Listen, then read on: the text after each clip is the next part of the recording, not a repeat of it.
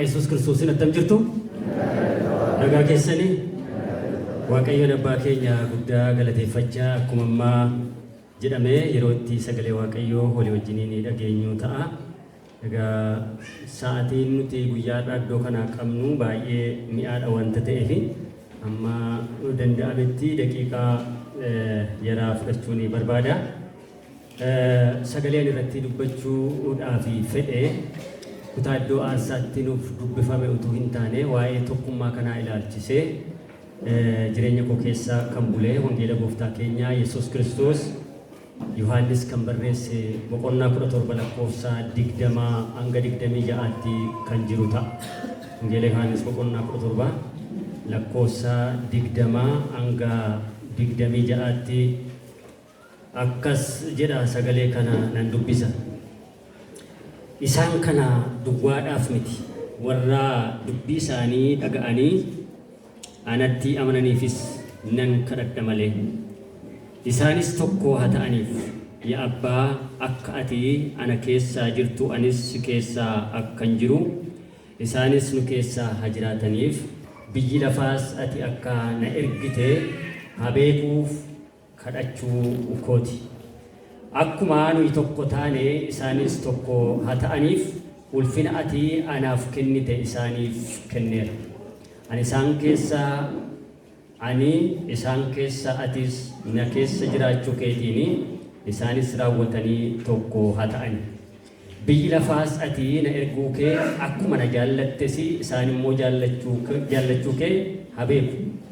Yaa Abbaa isaan ati anaaf kennite kun iddoon ofii jiraadhu haa jiraataniif ulfina isa ati biyya lafaa utuu hin uumamin waan jaallatteef anaaf laattes haa arganiif nan fedha. Yaa Abbaa koo qajeelaa biyyi lafaa kuni si hin beeku an garuu si beeka. Isaan kunis immoo ati akka na ergite beekaniiru. Maqaan kee isaan biratti akkuma beekamu godheera. Jaalalli ati ittiin na jaallatte isaan keessaa akka jiraatuuf anis isaan keessaa akka jiraadhuu fi ammas akka beekamuuf nan godha jedhee Ameen. Hin kadhanna.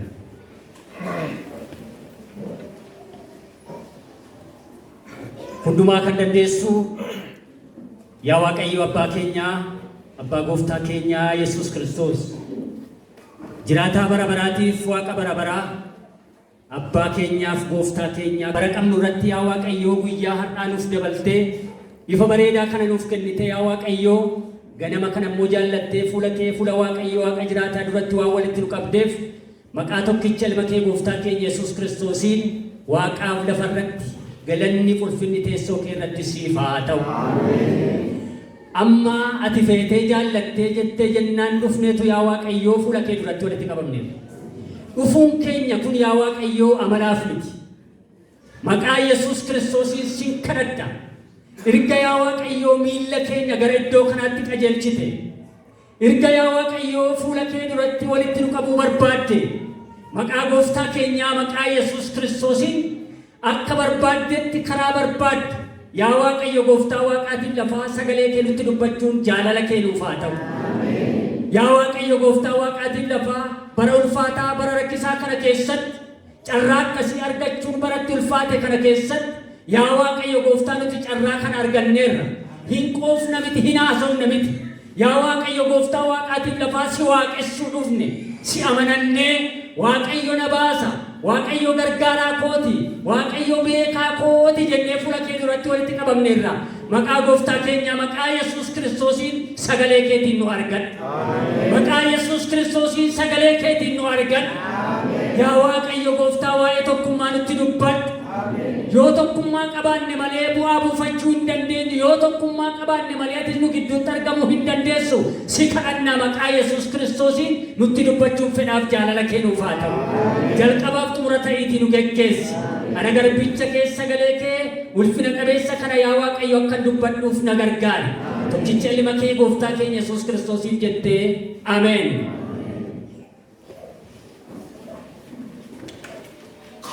Wangeela kana seenaa isaa dubbachuudhaaf yeroo hin qabu garuu akka walii galaatti kan barreesse Yohaannisiidha. Dolitti barreeffame immoo magaalaa Efesoon jedhamtu keessatti akka inni ta'e yeroo isaa dhaloota gooftaa keenya Yesuus Kiristoos booda bara 70 hanga 80 akka inni ta'e qorattoonni macaafa qulqulluu isa kana hin dubbatu. Kaayyoon isaas namoonni gooftaan keenya Yesuus Kiristoos masii akka inni ta'e beekanii akka itti amananiif kan barreeffamedha. Gooftaan keenya Yesuus Kiristoos hanga turtii lafa kanarraa qabaachaa turetti kadhachaa ture. Kadhateera. Hojii inni hojjete keessaa inni guddaa fi olaanaan Waaqayyoon kadhachuu ture. Eenyuuf kadhate isa jedhu jalqaba irratti waa'ee ofii isaa kadhachaa ture gooftaan keenya Yesuus Kiristoos. Itti dabalees waa'ee duuka buutota isaa kadhachaa ture gooftaan Yesuus Kiristoos. Kana qofa miti waa'ee diinottan isaas kadhateera. Fakkeenyaaf waa'ee ofii keenyaa hin kadhanna, akkasumas waa'ee walii keenyaa hin kadhanna. Garuu diinottan keenyaaf jechis warra nu dhiiban, warra akka nuti jiraannu hin barbaanne, warra ofuma ijaan argaanuma nu jibbaniif hin kadhannaa jenne inni gaaffii kan biraa. Gooftaan keenya Yesuus Kiristoos garuu diinottan isaatiif iyyuu kadhateera. Waaqayyoon kadhateera. Akka kutaa keenyaatti yommuu ilaallu immoo eenyuuf kadhate gooftaan keenya Yesuus Kiristoos eenyuuf kadhataa jira yoo jenne warra isatti amananiif kadhate gooftaan keenya Yesuus Kiristoos. Waa'ee ofii isaa kadhateera, waa'ee duuka buutota isaa kadhateera, waa'ee diinottan isaa kadhateera. Gooftaan keenya Yesuus Kiristoos iddoo kanatti immoo waa'ee namoota isatti amananiif utuu inni Waaqayyoon kadhatuuti agarra. Waa'ee maalii kadhateef gooftaan Yesuus Kiristoos namoota isatti amananiif hin kadhate gaafa jennu maal kadhateef? Qabeenya kadhateefi biyya keessa jiran keessaa immoo akka inni isaaniin baasuuf kadhate. Maal kadhateef yoo jenne gooftaan keenya Yesuus Kiristoos ajandaan isaa inni guddaa fi inni olaanaan akka isaan tokko ta'aniif, tokko akka ta'aniif Waaqayyoon yommuu inni isaaniif kadhatutti agarra. Warri isatti amanan kun, warri isa beekan kun, gooftaan kun gooftaa fayyinaati, gooftaan kun gooftaa jireenyaati, gooftaan kun nuuf hin ta'a, gooftaan kun nu baasa jedhanii warra isatti amananiif gooftaan keenya Yesuus Kiristoos kadhannaa inni kutaa kana keessatti kadhatu tokko haa ta'anii. Ani ati tokko akka taane isaanis tokko akka ta'aniifan si kadhadhaa jedha gooftaan keenya Yesuus Kiristoos. Maaliif ilaala? Yesuus Kiristoos gidduu isaaniitti waa utuu hin argin hin amne jedheen yaada. Akkasumattiin hin kadhatuuf, akkasumattiin yaada kana waliin kaafne gooftaan Yesuus Kiristoos gidduu amantoota kanaa maaltu jira laata? Rakkoon gargar ba'uu jira laata? Utuu waa hin qeeqin gooftaan Yesuus Kiristoos tokko haa ta'an jedhee waa'ee tokkummaa waan isaaniif kadhate natti hin fakkaatu. Akkasuma Phaawulos Qorontos jalqabaa boqonnaa tokko lakkoofsa 10 hanga 12 keessatti akkuma argannu Qorontos jalqabaa boqonnaa tokko lakkoofsa 10 hanga 12 keessatti akkuma argannu waa'ee tokkummaa irra deddeebi'ee jala muree cimseeti isaan barsiisaa ture. Isaan gorsaa ture. Akka isaan tokko ta'an, tokkummaa akka isaan qabaatanii fi isaanii barsiisaa ture. Haa ta'u iyyuu malee Phaawulos gidduu jara kanaati kan inni dhaga'e yeroo booda waa'ee tokkummaa qabaachuu isaanii utuu hin ta'in gargar ba'umsi hamaan gidduu isaanii akka inni jiruti hubate. Inni kaanani kan Phaawulos jedhe, inni kaanani kan Kefaati jedhe, inni kaan kan Aphiloos jedhe, inni kaan immoo kan Yesuus jedhe. Jarri kun hundumti isaanii sirrii natti hin fakkaatu. Yaadni isaanii ani kan Phaawulos inni jedhus sirrii natti hin fakkaatu. Ani kan Kefaati kan jedhus sirrii natti hin fakkaatani. Aphiloos kun immoo baay'ee nama garmalee dubbatu. Battaan tanaa gaarii sanu nama dubbatu. Nama adiidhaan gurraacha jedhee gurraachaan adii, sobaanii soba jedhee, sobaan dhugaa jedhee dhugaa immoo soba jedhee amansiisuudhaaf illee dubbiin afaan isaa keessaa bahu humna kan qabu nama akkasii. Dubbatee amansiisuu nama danda'u. Dubbatee namoota of duukaa buusuu kan danda'u. Namoonni akkasii irra waldaa keessaa keessa jiru. Yoo barbaadan as galagalanitti dubbatu. Yoo barbaadan as galagalanitti dubbatu. Gara barbaadanitti dubbii dubbataniiti namoota galagashuu danda'u. Kanaaf waan fedha isaanii, waan garaa isaanii warri godhan irra waldaa keessaa keessa jiru. Ija keenyaan kan agarru. Guyyaadhaa gara guyyaatti argaa kan oolu. Dubbatanii amansiisuu danda'u. asira qajeelchuu danda'u karaa qajeelinaatu ta'ina akka gara isaanii namoonni akkasii yeroo baay'ee amantootaa fi hojiin isaanii lallabni isaanii gadhee ulfaataa dubbii sagalee waaqayyoo wajjin waliin qabatu taanaan hin ulfaata. Kanaaf namni kun nama baay'isee dubbatudha waan ta'eef nuti kan saate warri kaan immoo nu tokko Yesuusi. Jirri kun mataan isaanii rakkoo qabu. Warumti kun warri ani kan Yesuus jedhan iyyuu rakkoo qabu jedhee yaada. Maaliif warri sunoo isaan kan Yesuus warri sun immoo warra Yihuudi.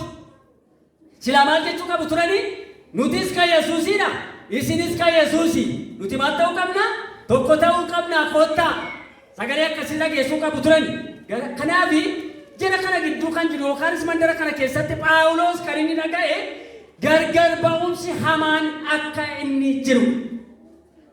Gargar ba'umsi hamaan akka inni jiru. Ximootiyoositti yommuu dubbatu kuni hin ijaaruun diiga malee jedha Phaawulos. Gargar ba'uun hin diiga tokkummaa jiru diiga malee gatiin qaba. Yaa farsaa irratti yaa farsaa. Kanaaf gargar ba'uun sirri akka hin taane Ximootiyoos lammaffaa boqonnaa 2:14 irratti Phaawulos dubbata. Har'asi addunyaan kun addunyaa tokkummaa ishee eeggachuu hin dandeenye. Biyya lafaa kana keessa hawaasni jiru hawaasa tokkummaa isaa eeggachuudhaaf badaa fedha hin qabne.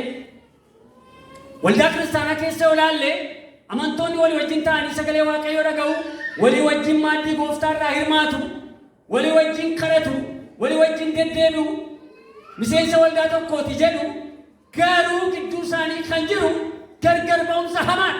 Akka amma silaa maanguddoonni waldaa beeksisaa turan warri rakkoo qabdanii xumuradhaati kennaa irbaata qulqulluutiif of qopheessaa.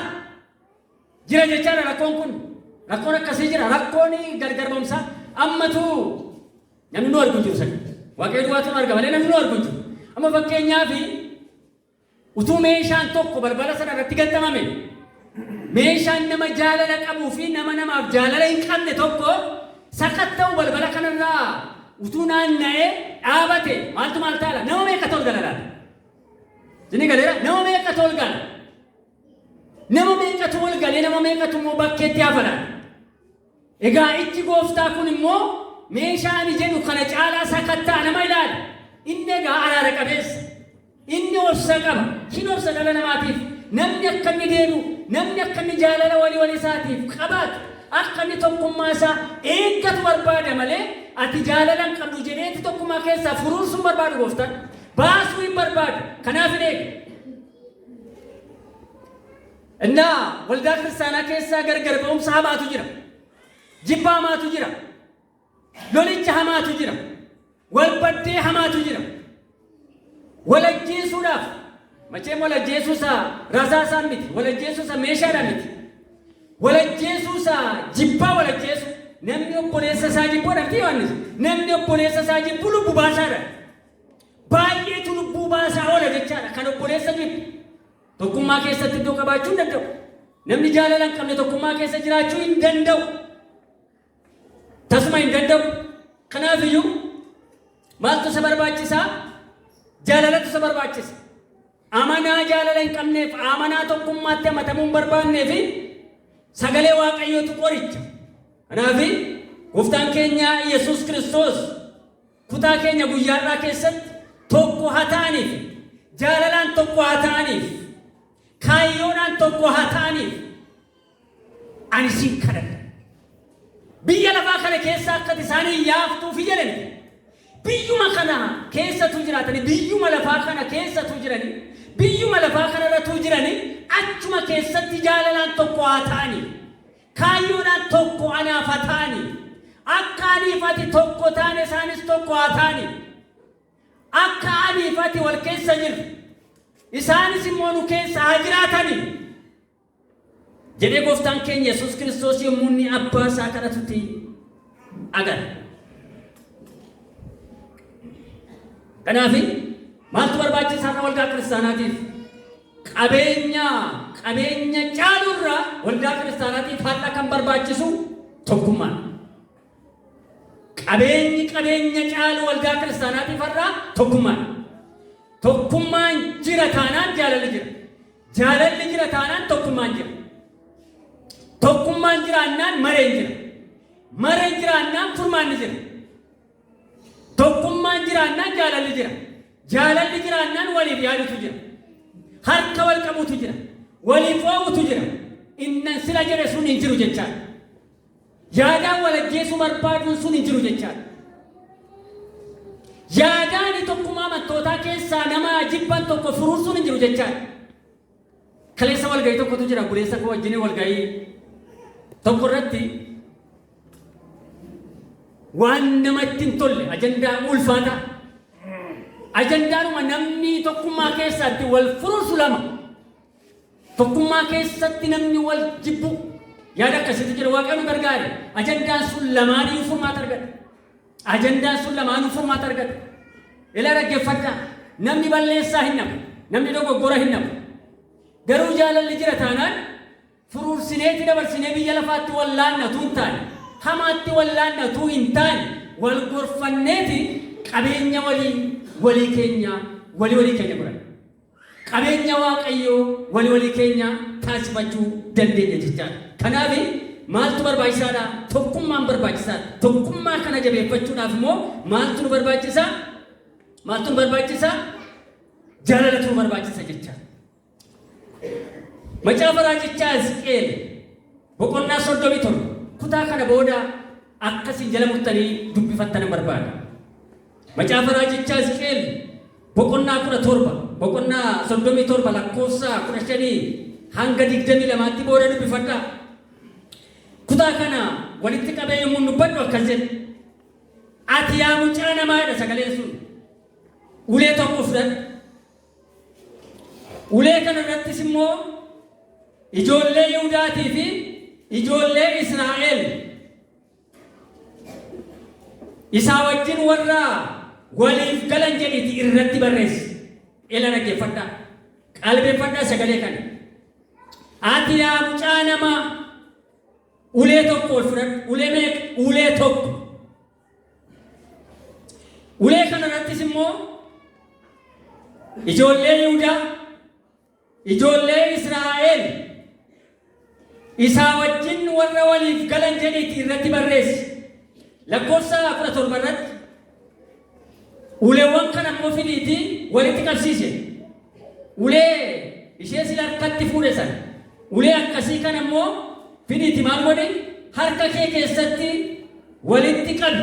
Akka isaan walitti qabaman godhu. Lakkoofsa 19 irratti Waaqayyo Waaqni kee harka kee keessatti tokko akka isaaniin godhuuf. Harka kee keessatti tokko akka isaaniin godhuuf. Ulee tokko akka isaaniin godhu. Akka isaaniin godhu. Deebi'anis immoo akka isaan gargar hin baane. Mootummaan lamas immoo akka isaaniin hin binne. Waaqa tolfamaadhaafis immoo akka isaan hin saganne, waaqa tolfamaa akka isaan hin waaqessine.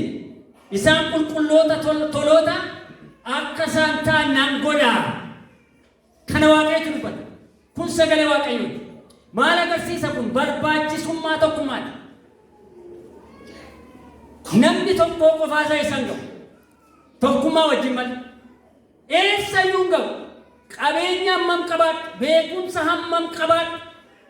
Tokkummaadhaan ala yeetima agarsiisa. Eessayyuu hin naqu. Lafa geessu hin qabu. Kanaaf yeroo baay'ee kan nuti waa'ee yeroo gaa'elaa lallabnu qofatti ilaalu tokko namni qofaasaa ta'uun gaarii miti. Waaqayyo kan inni jedhu waa'ee gaa'elaa qofa, waa'ee abbaa manaa fi haadha manaa qofa isinitti hin fakkaatin. Namni qofaasaa jiraachuu hin danda'u. Namaa wajjin jiraachuu danda'a. Tokkummaan dhala namaatiif baay'ee barbaachisaadha. Tokko ta'uu isa barbaachisa. Tokko ta'uutu isaaf ta'a. Kanaaf egaan Waaqayyo tokkummaa kanaa dhala namaatiif kenna. Gooftaan keenya Yesuus Kiristoos waa'ee tokkummaa kanaa cimsee jabeesseeti amantootaaf kadhate. Phaawulos Efesoon boqonnaa 4 lakkoofsa 2-3 irratti kan inni jedhu tokkummaa hafuuraa kanaa of harkatti eeguudhaaf dhama'aa. Baduu danda'a jechaadha. Laafuu danda'a jechaadha. qabbanaa'uu danda'a jechaadha. Kanaaf maal gochuu qabna? Uf harkatti eeggachuudhaaf dhama'a. Cimsaatii harkatti eeggadhaa jedheeti yemmuu inni gorsuti agarra. Amantoonni akka isaan tokko ta'ani. Amantoonni yemmuu tokko ta'ani maaltu ta'a? Yemmuu amantoonni tokko ta'ani nuti yemmuu tokko ta'ani maaltu maal ta'a? Kadhannaa keenyatu dhaga'ama. Yeroo amantoonni tokko ta'ani waldaa kiristaanaa keessatti jaalalaan kaayyoodhaan yemmuu tokko ta'ani Waaqayyoon kadhatu gaafa isaa Waaqayyoon kadhatani Waaqayyo kadhannaa isaanii hin dhaga'a. Galanni Waaqayyo Waaqa jiraataadhaaf bara baraan haa ta'u. Tokko qabna taanaan tokkummaa qabna taanaan tokkummaa keenyaan dhaabannee Waaqayyoon kadhanna taanaan Waaqayyo gooftaan machaa kadhannaa keenya hin dhaga'a. Isa kana beekuun baay'ee barbaachisaadha. Hojii ergamootaa boqonnaa 2 lakkoofsa 2 hanga 4tti booda dubbifadhaa. Hojii ergamootaa boqonnaa 2 lakkoofsa 2 hamma 4tti amantoonni warri jalqabaa tokkummaan isaanii cimaa ture. Tokkummaa qaban kanaan yommuu kadhatan Waaqayyo kadhannaa isaanii hin dhaga'a. Kana qofa miti. Dhugaa ba'u yommuu dhugaa ba'an dhugaa ba'umsi isaanii jilba qaba. Humna qaba. Kanarraan kan ka'e namoonni baay'een dhufaniitu itti dabalamu. Dhaggeeffadhaa. Isaan keessaa gara bakkeetti ba'u miti. Bakkeedhaati gara isaanii dhufu. Har'oo amanaani bakkeedhaa dhufa moo gara keessaatti bakkeetti baala. Isa kanas hin beektu. Na caalaa beektu. Nuti hin waamnaa haadha lama yoo dhufe torban irraa immoo meeqatu ba'a? Sadiitu ba'ata. Hin beeknu nuti. Akkam amma qeesiin sila dubbatanii warri ijoollee keessan torban irraa cuubuuf sifattanii egaa torban irraa natu cuubee natti fakkaata. Torban irraa natu cuubee daa'imman. Kanaaf eessa jirtu ennaan egaa namni meeqa akka harka ol qabe qeesii baay'atu beeku. Isaan kunillee daa'imman. Amantoonni dhufanii miseensa waldaa kiristaanaa ta'anii takka turanii waldaa kiristaanaa keessa karaa foddaa ba'u ta'e karaa balbalaa ba'u ta'e hin beekne lakkisaadha. Amantoonni warri jalqabaa garuu isaan keessaa hir'atu tuun ta'e dhufaniitu itti dabalamu. Maaliif Waaqayyoon kadhatu? Maaliif tokkummaa qaba waan ta'eef? Dhuga ba'umsi isaanii jilba qaba humna qaba waan ta'eef. Kana qofa miti. Waaqayyotu isaanii dhaga'a. Waaqayyotu isaanii dhaga'a. Raajii Milkiyaas boqonnaa 3 lakkoofsa 16. Akkas jedha sagalee Waaqayyoo raajii Milkiyaas boqonnaa 3 lakkoofsa 16. Ammammoo warri Waaqayyoon sodaatan walii wajjiniin utuu dubbatanii Waaqayyo isaanii dhaga'e. Warra walii wajjiniin dubbatan warra tokkummaa qaban Waaqayyo gooftaan machaa gurra qaba isaanii hin dhaga'a. Warra wacan miti. Warra wal dhiiban miti. Warra wal irratti hamaa hojjetan miti. Isaan kana dhaga'u miti hin dhaga'a. Kutaa kana dubbifadhaa. Raajicha Milkiyaas boqonnaa 3 kana lakkoofsa 16 kaasaati. Boqonnaa lakkoofsa 1 kaasaati. Dubbifadhaa sabni kana keessa jiru saba rakkisaadha. Inni kaani Waaqayyoon tajaajiluun sirrii miti jedhe. Waaqayyoon nageenya kana dhaga'eera. Maaliif akkas jedhe? Warri jalloon warri hamoon isaaniif ta'eera. Akka garaa isaaniitti jiraatu uni garuutu Waaqayyoon tajaajilu wanti nuuf ta'e hin jiru. Kanaaf Waaqayyoon tajaajiluun ofumaati jedhani. Kanas Waaqayyo dhaga'e. Isaanuma kana keessaa immoo warri Waaqayyoon sodaatan walii wajjiniin ta'anii dubbatan Waaqayyo Waaqa akka ta'e, Waaqayyo jiraata akka ta'e, Waaqayyo beeka akka ta'e, Waaqayyo danda'a waan hundumaa akka ta'e walii wajjiniin dubbatan Waaqayyo isaanii hin dhaga'e. Kanaaf amantoota walii wajjiniin ta'anii amantoota tokkummaa qabaatanii Waaqayyoon kadhatan Waaqayyo kadhannaa isaanii hin dhaga'a. Tokkummaan akkasii kun tokkummaa salphaa miti. Tokkummaan tolootaa, tokkummaan qulqullootaa inni akkasii kun inni gooftaan Yesuus Kiristoos waa'ee isaa Waaqayyoon kadhate kun tokkummaa salphaa miti. Tokkummaas akka biyya lafaa kana keessaa miti. Tokkummaa paarlaamaa miti kun. Tokkummaa walgahii gandaa miti kun. isarra caala. በጣም የሚገርማችሁ ባዬ ዋንቲ ነማ አጃኢብሲሱ inni guddaa fi olaanaan paarlaamaa walga'iisaa filatamtee dhattee achi keessa teesse. Mana mareessa jedhamu filatamtee hawaasaa dhattee achi keessa teesse. Egaaniin filatamte jechuun baay'ee keessaa filatamtee dhattee achi teesse. Warri tokkummaa qaban waldaa kiristaanaa keessa toloonni qulqulloonni harka namaatiin filataman miti. Ulaagaatti filamne tokko illee hin qabne. Waaqayyoon gammachiifnee filatamnee tajaajila jirra miti. Waaqayyoof taanee filatamnee iddoo kana jirra miti. Hojii keenyatu waaqayyoon gammachiisa miti. Gaarummaa ga'aa waaqayyo duratti qajeeltummaa ga'aa waaqayyo duratti qabaanne waaqayyo gara tokkummaa kanaatti nu waame miti. Gooftaa keenya Yesuus Kiristoosin akkasumatti nu jaallate. Inni waddame akkasumatti na jaallate akkasumatti isin jaallate. Nu jaallateeti ulaagaan ittiin gara tokkummaa kanaatti nu waame maaliif? Inni akkasumatti nu jaallachuu akkuma jirtu ta'e akka waldaan kiristaanaa irra jettutti ulaagaan tokkummaa kana ulaagaan gumii kana maalidha? Warra Yesuus Kiristoos fayyisaa kooti warra jedhan foon isaatiif dhiiga isaa warri fudhatan ani kan waaqayyooti jedhanii harka isaanii waaqayyooti kan kennatan. Tokkummaan kun tokkummaa warra akkasiiti. Tokkummaa toloota, tokkummaa qulqulloota, tokkummaa ijoollee waaqayyooti. Galanni waaqayyoof bara baraan haa ta'u. Aniif isin foon gooftaa dhiiga gooftaa kan fudhanne. Maaddii gooftaa irraa walii wajjin kan hirmaan ijoollee abbaa tokkooti. Mee ilaalaa warri maatii qabdan abbaa warraa mee ilaalaa. Haati warraa keessa maaddii isin jala keessi ol deebiti yoo ta'e ijoolleen naanna'anii yoo jiraatan hamma isheen dhuftutti maaddii sanarraa hirmaachuun cabsachuun namatti tola. Haadha warraati. Kana qofa miti. Mucaan nu wajjin nyaatu tokko hin nyaanne taanaan nutti tolu. Hin dhuftu gurbaa, hin dhuftu intalo. Walii wajjin taanee al takkaa walii wajjin yoo cabsannetu nutti tola. Akkuma kana ila dhaggeeffadhaa. Waaqayyo kan itti gammadu toloonni qulqulloonni ijoollee waaqayyoo warri ta'an wal faana tokkummaa qabaatanii gara tokkummaa gara maaddii isaa gaafa dhufan gooftaa Yesuus Kiristoosiin guddaa gammachiisa. Hin tole gooftaatti kun. Kan kana jaalladhe seexana duwwaadha. Seexanni immoo kana jaallatu. Seexanni kana jaallatu. Kanaafiyyuu tokkummaan kuni tokkummaa salphaa miti. Tokkummaa dhiiga Kiristoosii walitti qabame. Tokkummaa Kiristoosii Yesuus du'eef. Tokkummaa gooftaan Yesuus Kiristoos du'aa ka'uu isaatiin arfii du'aa irraa cabse tokkummaa akkasii. Dhiiga Yesuus Kiristoos walitti dhukame. Ila dhaggeeffadhaa. Dhiiga Yesuus Kiristoos du'uu isaa du'aa ka'uu isaatu walitti dhukame. Kaabaa kibbaa baa lixaa giddu galeessaa kan walitti dhukame gooftaa keenya Yesuus Kiristoosiin. Tokkummaa kana kan nuuf kenne Kiristoos Yesuusiin. Haleluuyaa. Tokkummaa kana waaqayyotu nuuf kenne. Eenyu nuuf kenne? Jaarsolii waldaa kiristaanaa miti. Luboota miti.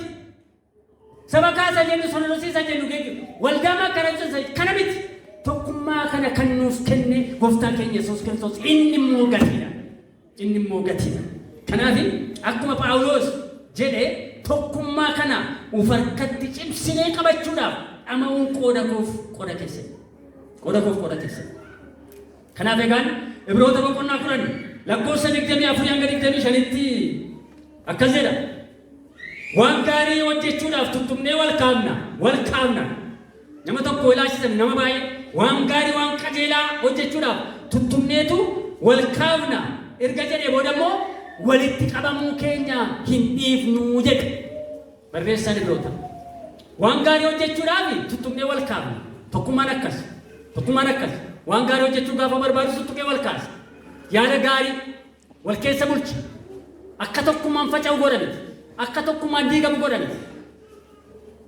Yaada qajeelaa yaada gaarii walii isaa keessa kaa'eeti tokkummaa sana jabeeffachuudhaaf tuttuqeetu wal kaasa. Kanaaf har'a nutis waan gaarii hojjechuudhaaf waldaa kana keessatti tokkummaa keenya uf harkatti eeggachuudhaaf tuttuqnee wal kaasuun qooda koof qooda keessanii. Egaan gara gumii guyyaa irratti yommuu deebi'u gumiin kun akka sila dubbadhee gumii salphaa miti. Gumiin kun walga'ii rogaa isa ji'a sadii miti. Gumiin kun akka adeemsa waldaa keenyaatti waggaatti al-takka taa'a gumiin akkasii. Waggaatti al-takka. Tokkummaan inni torbanarraaf tokkummaan inni irraa tokko miti. Tokkummaan inni torbanarraa yeroo waaqeffannaati. Tokkummaan irraa garuu yeroo teenyee mari'annee yeroo qajeelfama laallu. Namoonni tokko waama gumii gaafa jedhamu dura isaanirra yaa'u. Minima isa maachuu. Gumiin amantootaa, gumiin tolootaa, gumiin qulqullootaa garuu akka dubbii sagalee waaqayyootti iddoo olaanaa qaba. Gumiin akkasii iddoo olaanaa qaba. Gumiin akkasii taa'eeti maal godhu? Waan qajeelaa ta'e qajeelaadha jedha. Waan qajeelaa hin taane immoo qajeelaa miti asirraatu jedha. Barsiisni sobaa yoo jiraate barsiisa sobaa of keessaa baasa. Kun barsiisa sobaati. Barsiisa keenya wajjin hin adeemu, barsiisa macaafa qulqulluu wajjin hin adeemu jedheeti gumiin of keessaati baasa. Akka waldaa keenyaatti taa'ee mari'atee qajeelfama jaarsoliidhaaf kenna. Dogoggorri jiru waldaa kiristaanaa keessa geggeessitoonni baay'eenis ga'ee isaanii beekan. Dambiin waldaa kiristaanaa harka isaaniirra jiru dubbifachuu waan danda'an natti fakkaatu. Callisanii waa'ee gumii dhimma isheen qaban. Waa'ee murtoo gumii qajeelfama gumii dhimma isheen qaban. Kana ilaalaa karoora ofii isaaniitiif karoorfatanii ofii isaaniitiif hojjetu malee dhimma karoorsanii amantootatti dhiyeessanii dhimma amantoota murteessisanii qajeelfama fudhatanii dhimma hojjetan badaa hin barbaadan isa akkasii. Kun immoo tokkummaa amantootaatiif gaarummaa hin qabu. Jaarsoliin qofaa hojjetan gaarummaa hin qabu. Amma kana booda hin yaadattu. Jaarsolii waldaa kiristaanaa gabaasa isaan dhiyeessan qajeelfama isin kanaan dura teessanii laattaniif irratti hundaa'aniiti hojii sana hojjetaa turanii fidanii har'aa ija hojii sana immoo gabaasa isinii dhiyeessu. Teessaniiti qajeelfamatti laattan. Kuna hojjetamu jettanii qajeelfamatti laattan. Hin hojjetanii har'a immoo gabaasa isaa isiniif dhiyeessu. Amma immoo teessanii ilaaltaniiti gulaaltaniiti. Isa sirrii ta'e sirriidha, isa sirrii ta'e immoo sirrii mitettanii erga walitti qabdanii booda immoo wixineen karooraa immoo isinii dhiyaata. Irra dhaggeeffadhaa.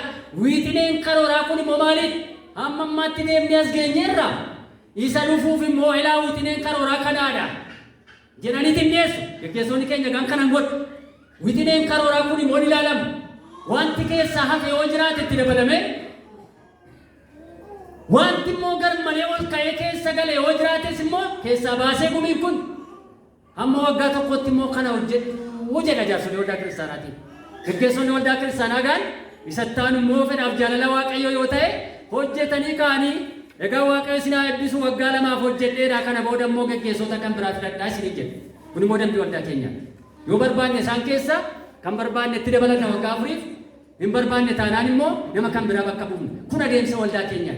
Adaraa keessan amantoon asuma keessa taatanii miseensa waldaa kiristaanaa taatanii qorraabii taatanii waa'een gumii kan isin hin galle. Gaafa waldaan kiristaanaa gumii jettee beeksiftu gaafa geggeessonni dhaabatanii waa'ee gumii ibsanii kan isiniif hin galle waa'een gumii isiniif hin galu taanaan waa'een tokkummaa isiniif hin galle jechaadha.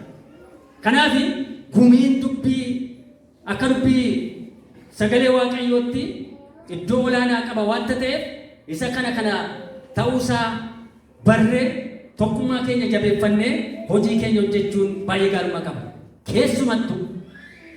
Keessumattuu waldaan keenya waldaan makana Yesuus burqaa gaarii hojii guddaa nu eeggataa jira.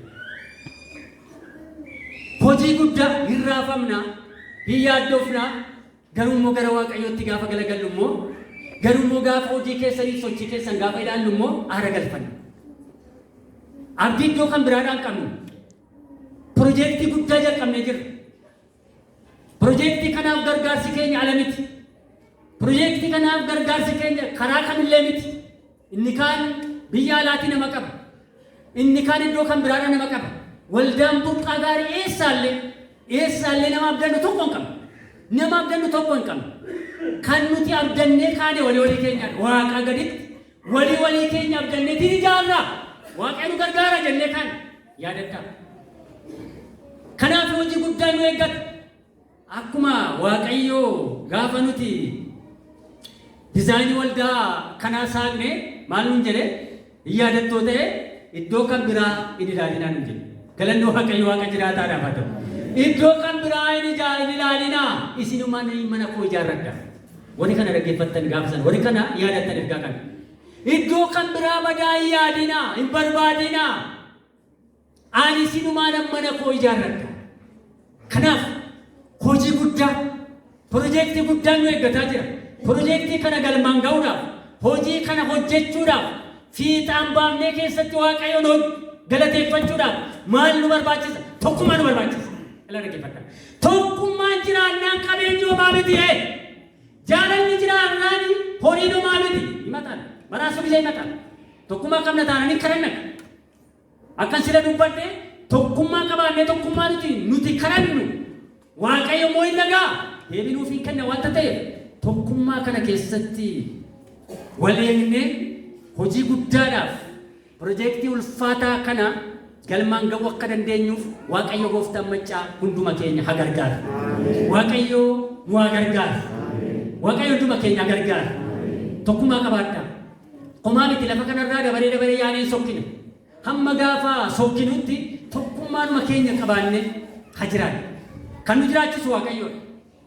Itti gaafatamummaa jireenya keenyaa kan fudhate Waaqayyoodha. Kanaaf iyyuu nuti maal gochuu qabna?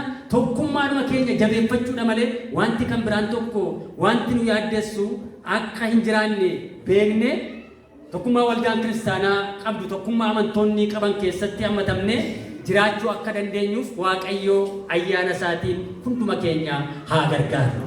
Isa nageenyee sagalee gabaabaa kanaa Waaqayyo gooftaan maccaa nuuf eebbisu. Ol kaanee dhaabannee Waaqayyoon gabaabsineeti galateeffannee gara isa itti aanutti dabarraa keessa manuunii gabaabsanii Waaqayyoon nuuf galateeffatu. Gooftaan nuti dubbatee sagalee isaatiin gara tokkummaatti nu waameera. Tokkummaa keenyatti jabaannee tokkummaa keenya cimsannee akka ittiin mana isaa ijaarru akka dhugaatti fayyini kana keessatti hafnu gara tokkummaa kanaatti nu waameera. Mee walii wajjin Waaqayyoon hin galateeffanna. Yaa Waaqayyoo gooftaa maccaa guddaa si galateeffannaa.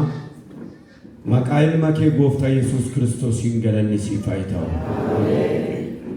Waaqa manamaa, Waaqa jiraataa, Waaqa aangoo qabeessaa dadhaboota kee yaa Waaqayyo gooftaa maccaa walitti waamte warra ulaagaalee hin guunne ilma Waaqayyoo ulaagaalee warra guutan nu goote tola nu jaallatte ofitti nu qabde hankoola nuun jette biyya lafaa keessa yaa Waaqayyo warra filataman nu taasiste qomoo lubootaa mootummaan kee kan irratti lallabamuu fi mootummaan kee kan ittiin lallabamu saba dhiiga kee bitatte waan nu gooteef maqaa gooftaa Yesuus Kiristoosiin galanni siif haa ta'u.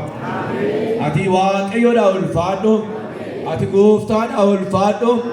Nu warra mallee yaa Waaqayyo gooftaa maccaa jaalala kee nurra keesse maqaa kee nurra keesse ulfina kee nu dhaabde yaa Waaqayyo gooftaa du'aa jireenyatti nu dabarsite maqaan keenya yaa Waaqayyo maqaa kee keessa akka dhokatu seenaan keenya seenaa kee keessa akka dhokatu nu gooteetta gaarummaa kee dhuma hin qabne kanaaf maqaa Yesuusiin galanni siif haa ta'u. Tokkummaa kanatti kan nu waamte ati Waaqayyoodhaa ajajami. Tokkummaa kana keessatti nu jabeessi. Ayyaana kee nu laadhu. Hafuura kee nu laadhu. Tokkummaa waldaa kana yaa Waaqayyo gooftaa hafuura keetiin akka ati nu jabeessitu akka ati walitti nu hiitu akkuma sagalee kee nutti dubbatte gosa Israa'el 12 yaa Waaqayyo ulee tokko fidatanii uleen dhufan tokko immoo walitti hidhamee yaa Waaqayyo gooftaa ulee tokko ta'ee ulee kanaan yaa Waaqayyo sabni akka geggeeffamu nutti dubbatteetta maqaa gooftaa Yesuus Kiristoosiin ilma kee warra geggeeffamu akka ta'an ulee jaalalaan walitti nu hidhe ulee tokkummaadhaan walitti nu hidhe ulee waliigalteedhaan walitti nu hidhe gidduu keenya jibbi hadaamo gidduu keenya inaaffaan hadaamo gidduu keenya uleen jallinaa hadaamo gidduu keenya nulee inni hama haadhaama saba kana walitti nu hidhi gooftaa maanguddootaaf daa'imman tokko nuu godhi dargaggootaaf saba kana tokko nuu godhi beekaan wallaalaa tokko nuu godhi geggeessitootaaf saba tokko nuu godhi hafuuri gargar nu baatu haa hidhamu hafuuri gargar nu mancaatu haa hidhamu hafuuri yaa Waaqayyo gooftaa mancaa mana kee irratti saba kee irratti karaa namni fedhe yaa Waaqayyo nutti dubbatte sagalee gurguddaa jalloonni dubbatu hamoonni si dubbatu garuu ati kan dhageesse kan qulqullootaadha haasaa qajeelaa dhageessa haasaa dhugaa jaallatta haasaa nama deebisu jaallatta sikkadha maqaa gooftaa Yesuus Kiristoos ilma keessa jaallatamaadhaan hoolonni seexanaa nurraa hadaama hoolonni seexanaa nurraa hadaama dubbiin seexanaa nurraa hawaraanama kan gargar diigu kan gargar nu facaasu kan nu bittinneessu yaada keenya kan gargar balleessu maqaa du'aa ka'u Kiristoos Yesuusiin raawwatee kan diigame haa ta'u harka keessa ol kaasaa maqaa gooftaa Yesuus Kiristoosiin tokkummaa saba kanaa kan diigu afaan saba kanaa akka walitti hadheessu jecha saba kanaa kan masaanuu godhu humna du'aa ka'u Yesuusiin haa waraanamu mee maqaa Yesuusiin haa waraanamu jedhame haa waraanamu jedhame maqaa Yesuusiin haa waraanamu hojiin seexanaa haa diigamu shibbisaa haa diigamu inaaffaansaa haa diigamu walitti nama naquunsaa haa diigamu tokko nu godhi ayyaana kee tokko nu godhi hafuura kee tokko nu godhi mil'uu keetiin tokko nu godhi dhaabbannaadhaan tokko nu godhi ejjennaaf kaayyoo karooraan tokko nu godhi edda fayyine yaa Waaqayyo gooftaa tokkummaa qulqullootaa kana keessaa si amanatee sitti hirkatee sitti yaa Waaqayyo gooftaa maccaa kooluu galee humna du'aa ka'u gooftaa Yesuus Kiristoosiin cabi tokko ijoollee keerratti hin argamine hin argamine cabi sammuu hin argamine sammuun hin argamine miidhamni dinagdee hin argamine sabi kun yaa Waaqayyo gooftaa siin dura buufne siin geggeessaa keenya godhanne akka amma nutti dubbatte ani akkan si keessa ta'e isaan ana keessa walii isaanii keessa akka jedhamee caafamee jiru yaa Waaqayyo galaana du'aa qaxxaamurre ulfina keetiin yaa Waaqayyo jireenya sana akka dhaalu nu gargaare gumii keenya kanatti ulfinni kee haa mo'u obboleessa keenyatti sagalee kee nutti dubbatte kanaaf ulfaadhoon nu wajjin ta'ii maqaa gooftaa Yesuusiin ameen.